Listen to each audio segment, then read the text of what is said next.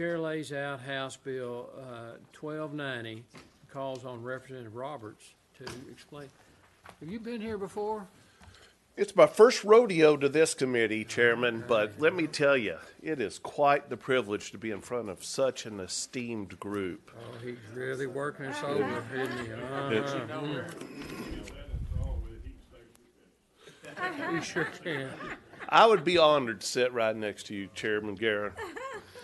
I do want to thank you, Mr. Chairman, and members for an opportunity to lay out House Bill 1290. During my campaign, I knocked on over 6,000 doors in my district. Many of them were answered by business owners. I also spoke with hundreds of small business owners at monthly Chamber of Commerce meetings. What I repeatedly heard from them was that their ability to grow their business was being stifled by time spent in complying with burdensome regulations. Even in Texas, a state with such a rich pro-business history, unreasonable government regulations continue to be cited as a common concern of business owners.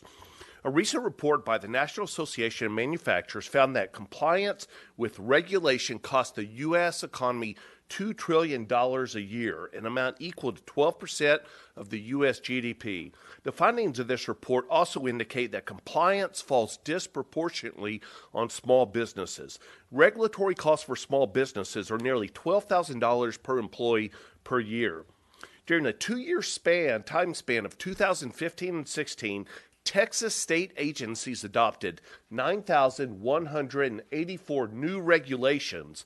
As a point of comparison, you folks, during the 84th legislative session, only passed 1,246 new bills during that biennium. As of January 1st, the Texas Administrative Code, which lists all the rules, was 33,968 pages long, which I'm told is the equivalent of 4 feet or Representative Kane's height tall. House Bill 1290 would require that for every new regulation a state agency wants to implement, they would have to take one off the books. There are two exceptions. The first is for rules that are requested, and the first is for rules that are requested by the legislature to implement legislation, and the second is an exception for rules that are necessary to protect the health and safety of Texans. The idea of one-on-one has been empirically successful. In 2001, the province of British Columbia implemented the first one-for-one rule. It was so successful that it was later expanded to one-on for one-off, which has led to a 40% reduction in regulations in that province since 2001. The model was so successful that the Canadian national government adopted the rule nationwide in 2012. Between 2012 and June of 2014, the Canadian government's own estimates show that the change reduced the net annual administrative burden on business by over $22 million, resulting in an estimated annual savings of 290,000 hours in time spent dealing with regulatory red tape. In 2006, the government of Great Britain began focusing on reducing regulations.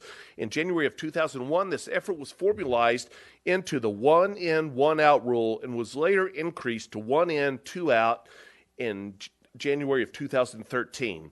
It has succeeded in making the UK a more desirable place to do business. Under UK regulatory reform, businesses have benefited from $10 billion in annual savings. House Bill 1290 looks to these proven successful models to provide Texans a predictable regulatory environment for years to come. With that, Mr. Chairman, I would entertain any questions, and I would like to reserve the right to close. Members, any questions? We'll go ahead and take your witnesses then. Thank you, sir. Close. Lisa Fullerton, here representing herself, speak for the bill.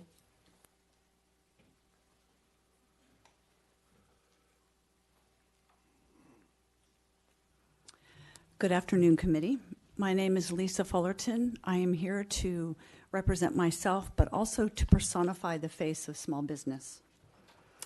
I'm going to try not to speak from a script because while this has financial implications, it also has very personal implications. So I'm going to speak from the heart today.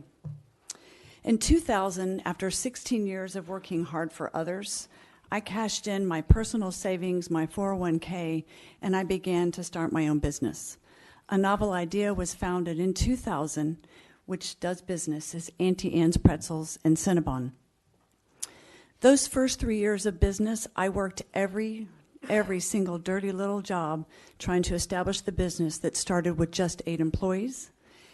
And in 2015, we had grown to over 80, and we're also awarded the 9th largest female-owned business in San Antonio. But increasing regulation has become an administrative burden. So this accountant by degree and education and experience, who had many years of running the financial and the human resource for her own business, began to outsource some of these jobs because it became too complicated and too complex. A small business owner doesn't know or probably care if regulation is on the federal level, the state level, or the local level. All we know is we have to stay compliant to all those regulations.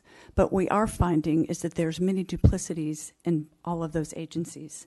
So what begins as a feathering of this regulatory compliance begins to look like a labyrinth and very, very hard to navigate. So we've had to get out of our business to focus on our business and look for the things that could hurt us that we don't even know are out there. So we began to build an arsenal of other educated people to help us with an infrastructure in our business. We had to hire people in our positions to be able to do the day-to-day work that we used to do. We joined NFIB, which, as you guys are probably familiar, is the National Federation of Independent Business, because they're a watchdog agency and they help us look for the things that can hurt small business from growing. If you can believe, a pretzel and Cinnabon business has had to hire a labor attorney to help us navigate some of the complexities of the increasingly laborious labor regulatory issues. So Texas, what is deemed a conservative state, has 6,000 bills being presented this year, where, in contrast, California has half of that number. So I guess in closing, what I'm saying is after 17 years of being in business, I'm growing weary. Not from customers, not from our staff, but from continuing to chase unpredictable and unnecessary regulation that's dictating compliance. So I personally would ask you to support Bill 1290 so that even though there are difficult things on the federal level, maybe we can make a difference starting in Texas and be known as the common sense state for small business. Thank you for your time. Do you mind telling us what kind of business you're in? Yeah, we own and operate 5 Auntie Anne's Pretzels and 2 Cinnabon. We're in the health food business. Mental health. Thank you very much. That's my husband's line, so he does get credit for it. Well, thank you for Thank you. being here. Carter Mayfield? Mr. Mayfield, I have you representing yourself here for the bill. Yes, sir. Thank you all very much for letting me speak here today. My name is Carter Mayfield. I work for SOS Liquid Waste Haulers, Partners Dewatering International, and Beneficial Land Management. SOS Liquid Waste Haulers services grease traps for restaurants, and we also manage that waste. I'm very much for this bill because I've seen regulations grow and grow here in the state of Texas. I thought I'd bring something along just to give you all a visual. One of the things that we do is we have to get our facilities permitted, and we have a land application permit to accept sludge at our ranch and till it into the soil for beneficial use. South Dakota has the same process, and this is what their application looks like. It's 17 pages. It's actually 4 pages in Minnesota and 4 pages in Oklahoma. This is what my application looks like here in the state of Texas. It's rather thick, and as you can imagine, it's quite time-consuming to put together. In the state of South Dakota, you send you send the state a copy of your application, and they have 30 days to either contest it or go ahead and accept it. My permit here in the state of Texas, I submitted it in 2011. It's still alive, still waiting for approval. We've spent in excess of $200,000 and plan on probably spending $350,000 to $500,000. We're a small business. In total, we employ about 45 people. So you can imagine the burden that this places on it. And this is just one of the few. I had pictures that I showed of all of the rules that we have to comply with. And there's a stack about this tall of books that I'm expected to know if somebody from TxDOT walks onto our property or somebody from the TCEQ walks onto our property. And so the problem is, and I'm not anti-regulation. Personally, I think a lot of the rules that are on the books actually make sense. The problem is that over time it just grows and grows and grows if it's not checked. And so the goal really isn't, to get this down to this. That's not the goal of this bill, but this goal is really to keep this from becoming a 7-book volume. That's all I have to say if anybody has any questions. Thank you very much for your testimony. Members, any questions?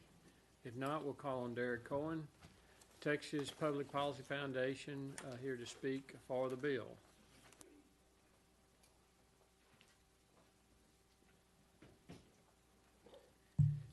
Thank you, Mr. Chairman, members. Derek Cohen, Texas Public Policy Foundation, speaking in support of HB 1290. HB 1290 is a necessary piece of legislation that will curb the costly ungrowth check of the Administrative Law Code. It enables agencies to actually trim their own administrative bloat rather than waiting for judicial or legislative action.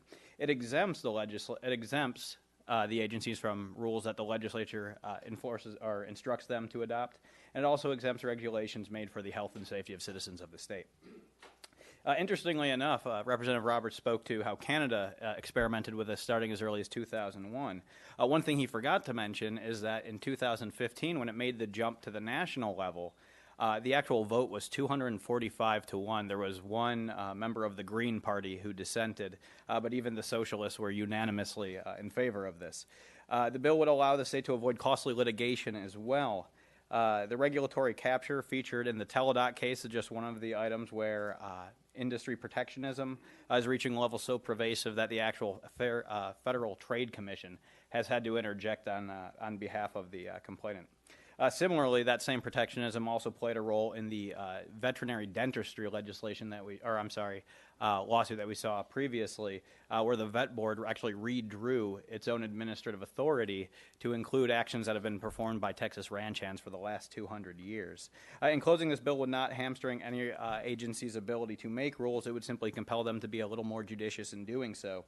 Rather than rules and regulations struck down piecemeal by the courts, this would allow Texas agencies to clean house on their own terms. I do have to caution, this won't end regulatory burdens. It also won't solve probably some of the problems that you'll hear here today, but it will make sure that the surviving rules that are promulgated by administrative authorities are at least more necessary than ones that are already on the books. Thank you. Members, any questions? Thank you for being here. Thank you for your testimony. Is that it? Is there anyone else that's registered to speak on for or against House Bill 1290? If not, we'll call on Representative Roberts to close on his bill. Thank you, Mr. Chairman and members. Curbing excessive government regulation isn't a partisan issue.